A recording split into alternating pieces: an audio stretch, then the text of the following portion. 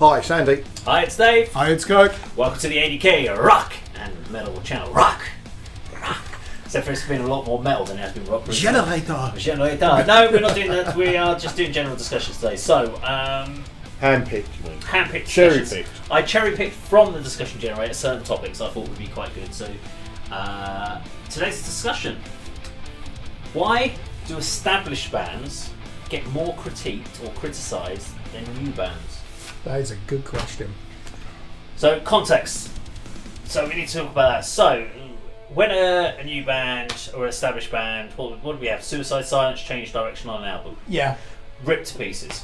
A band tries something outside of their comfort zone, it's ripped to pieces. Metallica did it with Lulu and stuff like that. Yeah. But you get extreme changes, you get mild changes. Paradise Lost changed direction on an album, got ripped to pieces. Host.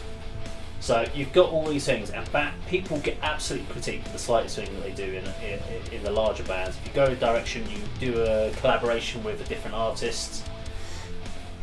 But smaller local bands, if they change direction, that's brave. That's a new idea. That's a great idea. Oh, they're branching out. So why do we do that? Why do we not heavily criticise if someone plays badly live and they're an established band or they fuck up live?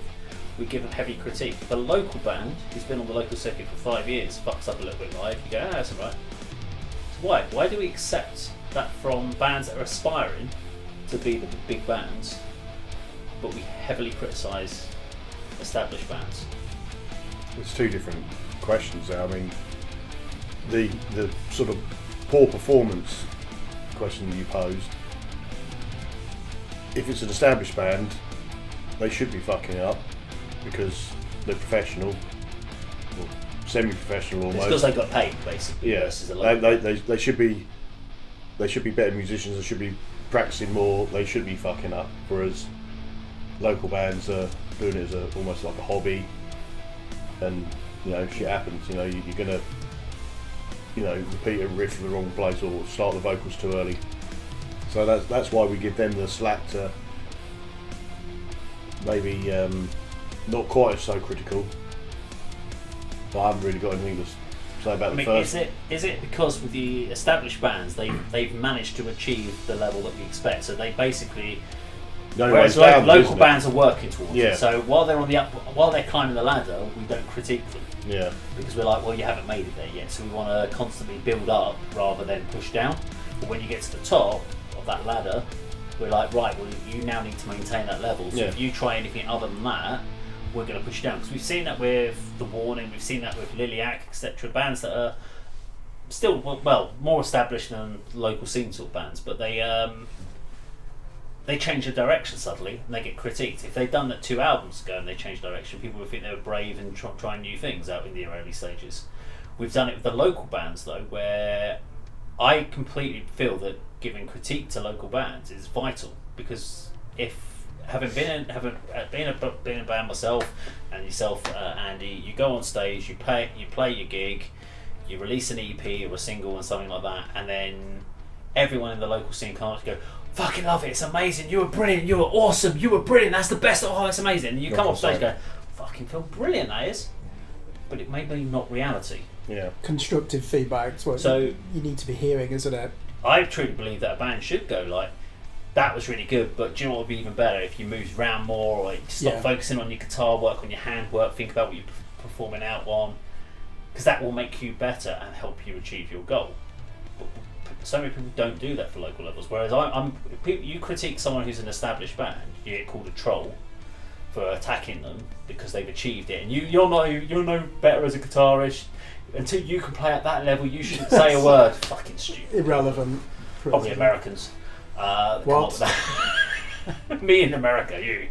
But you do get this kind of concept of you shouldn't critique local bands almost. Like, you shouldn't give them feedback and say that wasn't great or that's really good, work more on that, but this direction you're going, it doesn't sound good.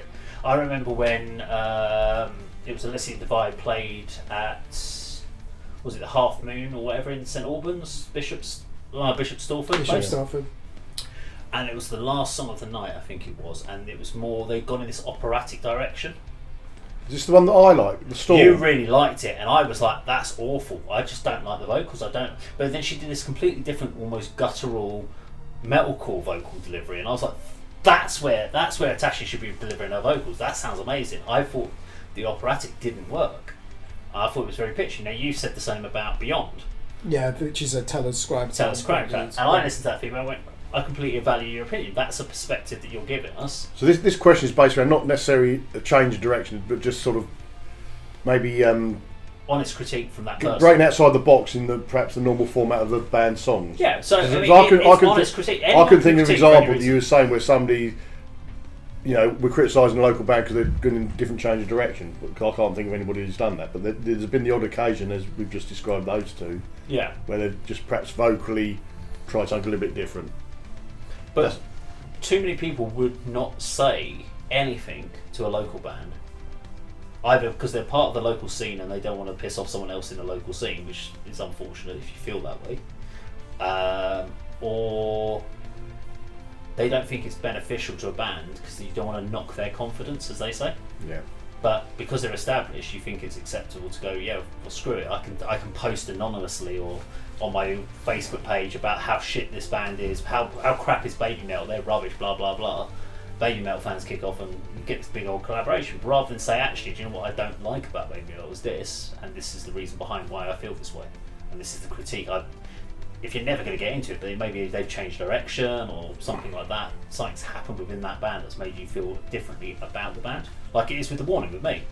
Their new album, I feel, feels very commercially driven. It doesn't have the integrity that their earlier albums have.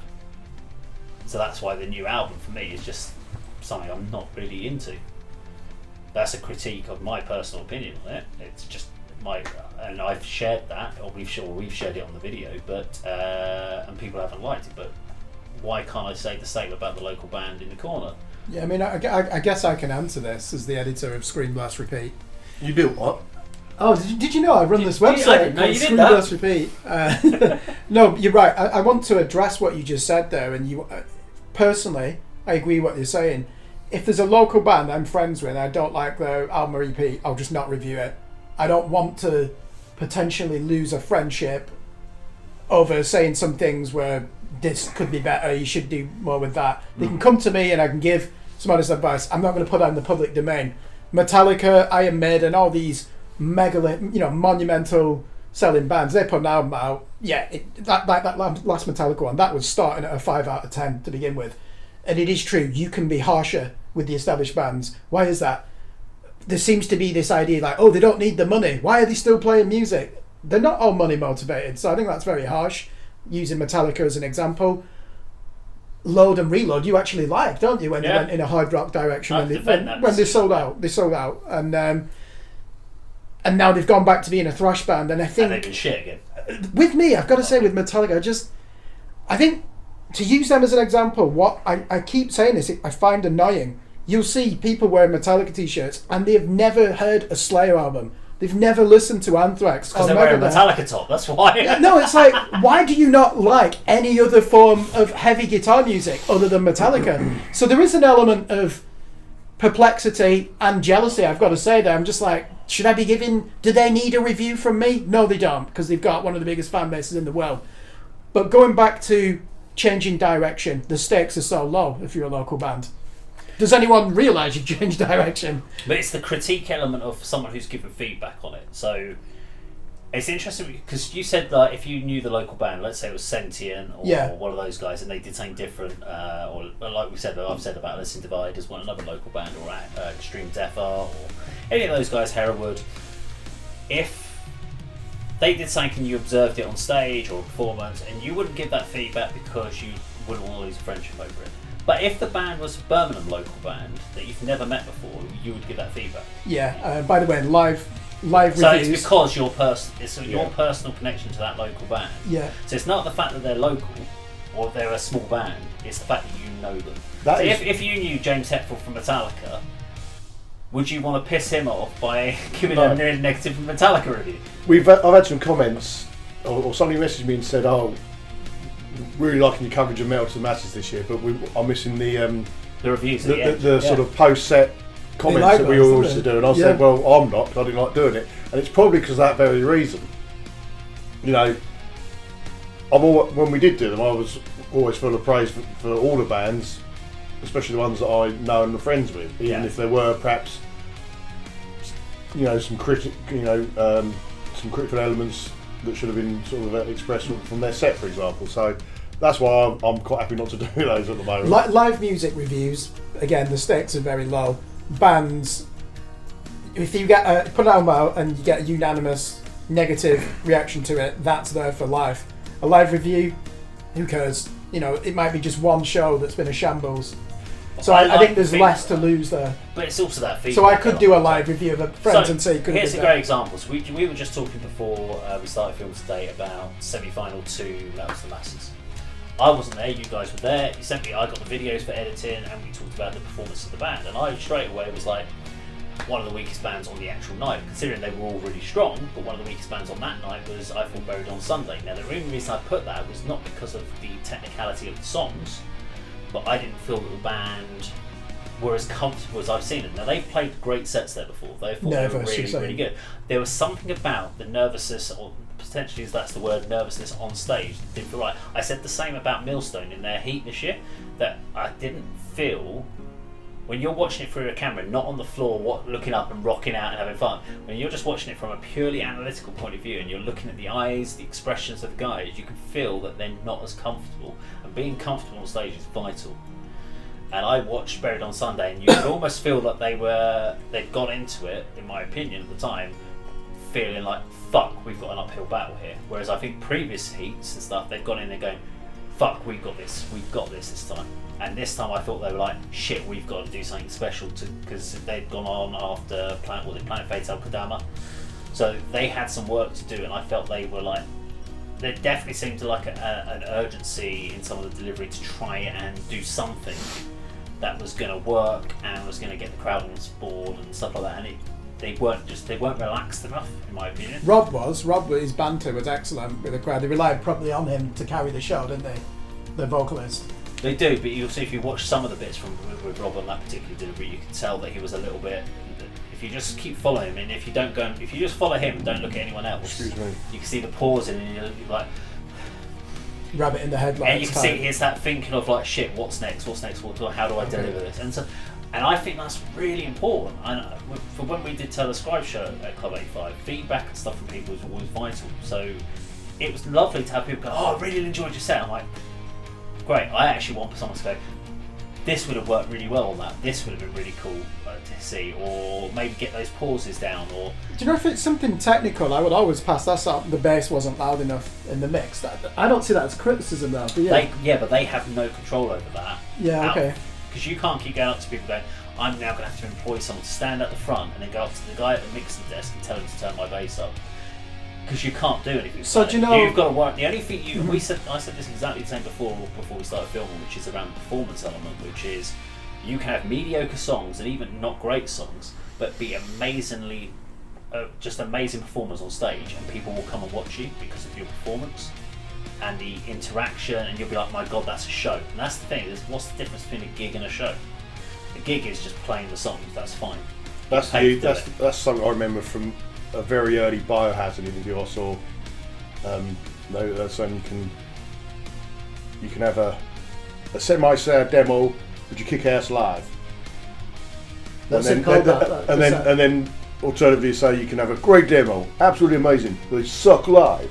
You know, and that's exactly what you just said. The thing is, anyone can play a gig. Not everyone can play a show. I've seen many bands play gigs. I've only seen a handful of bands actually put on a show. Yeah. Something that makes playing a gig, put on a show, different things, aren't they? And that's the thing is, when we go, we're playing a show this weekend. Are you, or are you playing a gig? I've seen many bands go in there. I'm like, well, I've watched you play your songs live. But I've not been entertained by it. I could have just listened to the album and heard better quality. So where's my show?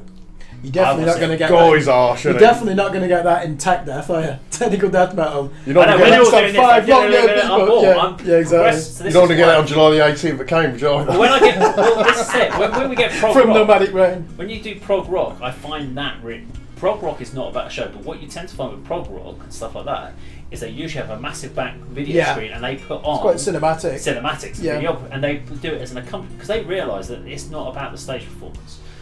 We criticised them in Love Bites as well, that they didn't move around enough on stage. Who was that, sorry? Love Bites. I mean, they were wearing high heels. And that was the argument. Oh, they're wearing high heels and stuff. I'm like, that's fine, but then they've chosen to do that, but they all stood in place playing their song, their music. You go watch something like we said, I think at the time, Anthrax, Frank Bello on bass, moving up and down, you've got Steve Harris doing hit, you've got Bruce Dickinson running around, you've got all these bands. That's a show. And they're putting on a fucking show.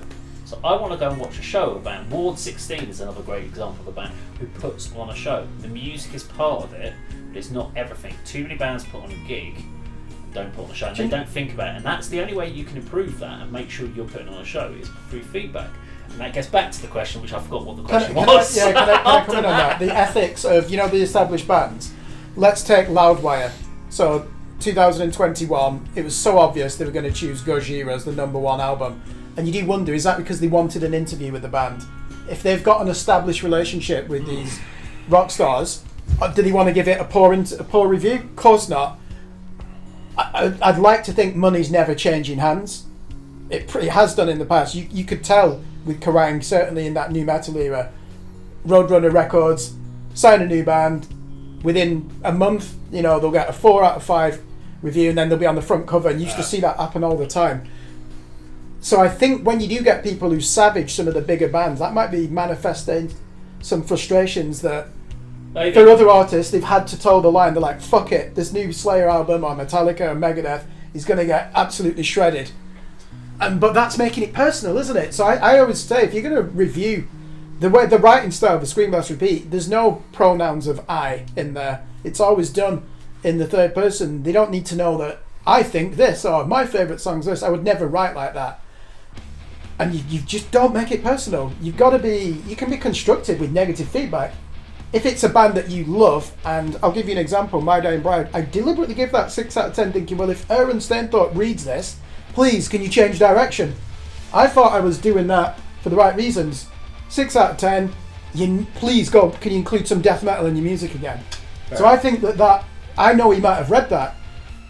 And you've got to be honest. With the local bands, I will be honest. But I said to you, if it's something that's not for me, I don't like it, I'd rather just say, look, I don't think this is really my type of music, and I would decline it respectfully. Because I don't want to put I find a lot of the local bands, unless we're actually planning to do a review, I won't give a feedback. Unless there's something... You'll never... I find, because obviously during the Metal Smashes, I go on stage to get the cameras off. I don't say anything to any of the band. Ever. Mm-hmm. I never say anything to the drummer. I never go, great show, because I feel it's hollow when you say that to them, because they're expecting someone to say that. Yeah. And I hear it all around me as I'm clearing stuff off. The next band come out and go, oh man, I can't believe I've got to follow that. That was brilliant. Oh, amazing. You're amazing. I'm like, stop blowing smoke up each other's arse. Focus on the show. If someone's done something absolutely that's actually blown me around. There's been a few times I've walked on and seen a singer who's done an amazing job, and I'll walk up to Dave Random. I've got to Dave before. I've gone, Dave, that was fucking tight. That was really good. Dan from Moscow. Because I genuinely felt that way, that I couldn't fault these guys. And we've said that before we talked about the semi-finals, there was about 3 guys in the, like Matt Gorin from Kodama, who absolutely brings it every time. You had Dave Runham in there, and we had Richard Stevenson with Deadflesh. Those 3 guys, from a stage performance point of view, absolutely nail it. And they put on a show. Put on a show, yeah. They put on a show. And although we've mentioned Metallica and about the fact that it's Metallica, but Metallica, when they go out on tour, they put on a show. Oh, yeah. Megadeth, big band. They can't sing. They just do a flat wall with a few screens. Boring as fuck to watch Megadeth. Technical, really technical band. I've got no interest in going and watching them. I remember then when Metallica did their Cunning Stunts thing. I was there for one of their first. Is that the Load tour? 95. Yeah, so that's when they had all the fucking tripods and they had people falling from the rigging, people running on stage on fire. You're like, that's fucking putting on a show. That is a show, yeah. Did you know that was a practical joke at first? We had, because unfortunately, as soon as the first show that they ever did on it, it got on all the lines. So you all knew what was going to come on. But for the first show, which was in Canada, I think, was the first one. Probably not online, 95. But so there we go. Anyway, let us know what you think. Is it actually fair that big bands, established bands get critiqued versus local bands? Let us know what you think in the comments down below. Thank you very much for watching. See you on the video sometime very soon. Take care.